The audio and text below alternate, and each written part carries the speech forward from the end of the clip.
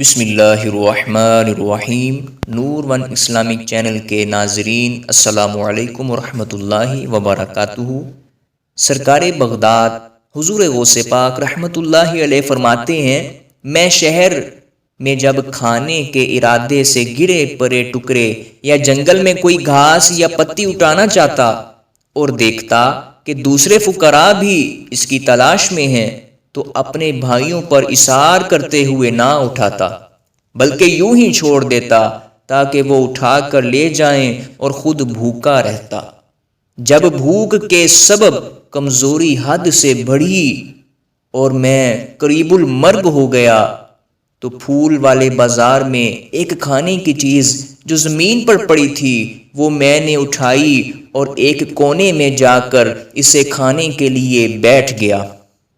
اتنے میں ایک عجمی نوجوان آیا، اس کے پاس تازہ روٹیاں اور بھنا ہوا گوشت تھا۔ وہ بیٹھ کر کھانے لگا۔ اس کو دیکھ کر میری کھانے کی خواہش ایک دم شدت اختیار کر گئی۔ جب وہ اپنے کھانے کے لیے لقمہ اٹھاتا تو بھوک کی بے تابی کی وجہ سے بے اختیار جی چاہتا کہ منہ کھول دوں، وہ میرے منہ میں لقمہ ڈال دے۔ آخر میں نے اپنے نفس کو ڈانٹا کہ بے صبری مت کر، اللہ پاک میرے ساتھ ہے، چاہے کچھ بھی ہو جائے مگر میں اس نوجوان سے مانگ کر ہرگز نہیں کھاؤں گا۔ یکا یک وہ نوجوان میری طرف متوجہ ہوا اور کہنے لگا، بھائی آ جائیے اور آپ رحمت اللہ علیہ بھی کھانے میں شریک ہو جائیے۔ میں نے انکار کیا، اس نے اصرار کیا۔ میرے نفس نے مجھے کھانے کے لیے بہت ابھارا، لیکن میں نے پھر بھی انکار ہی کیا، مگر اس نوجوان کے بہت اصرار پر میں نے تھوڑا سا کھانا کھا لیا۔ اس نے مجھ سے پوچھا، کہاں کے رہنے والے ہو؟ میں نے کہا، جیلان کا۔ وہ بولا، میں بھی جیلان ہی کا ہوں۔ اچھا یہ بتاؤ، تم مشہور عابد و زاہد اور ولی اللہ حضرت سیدنا عبداللہ سومری رحمت اللہ علیہ کے نواسے عبد القادر رحمت اللہ علیہ کو جانتے ہو؟ میں نے کہا، وہ تو میں ہی ہوں۔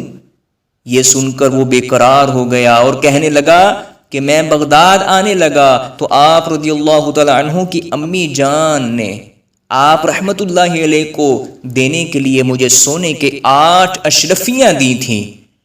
میں یہاں بغداد آ کر آپ رحمت اللہ علیہ کو تلاشتا رہا مگر آپ رحمت اللہ علیہ کا کسی نے پتہ نہ دیا، یہاں تک کہ میری تمام رقم خرچ ہو گئی۔ میرا 3 دن کا فاقہ ہے۔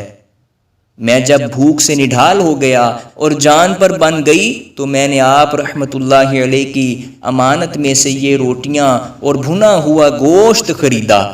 حضور آپ رحمت اللہ علیہ بھی بخوشی اسے تناول فرمائیے کہ یہ آپ ہی کا مال ہے۔ پہلے آپ رحمت اللہ علیہ میرے مہمان تھے اور اب میں آپ رحمت اللہ علیہ کا مہمان ہوں۔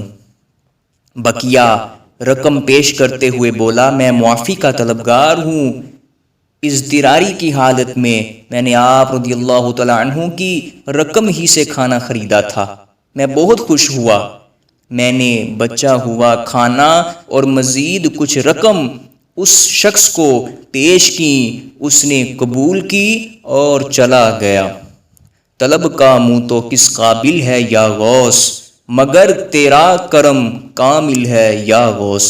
نور ون اسلامک چینل کے ناظرین، اس قدر بھوک برداشت کرنے اور جان پر بن جانے کے بعد اپنی ہی رقم مل جانے کے باوجود اس پر اصرار کر دینا، یہ واقعی بہت بڑی بات ہے اور یہ اولیاء کرام ہی کا حصہ ہے۔ ہمارے غوث اعظم رحمت اللہ علیہ کے فاقے 100 مرحبا اور آپ کا اصرار بھی 100,000 مرحبا۔ کاش ہمارے اندر بھی جذبہ اصرار پیدا ہو جائے۔ ہم تو ٹھونس ٹھونس کر پیٹ بھر لینے کے بعد بچا ہوا کھانا بھی اصرار کرنے کا حوصلہ نہیں رکھتے، بلکہ آئندہ کھانے کے لیے اس کو فریج میں محفوظ کر لیتے ہیں۔ کاش اصرار کا عظیم الشان ثواب حاصل کرنے کا ہمارا بھی ذہن بن جائے۔ آمین۔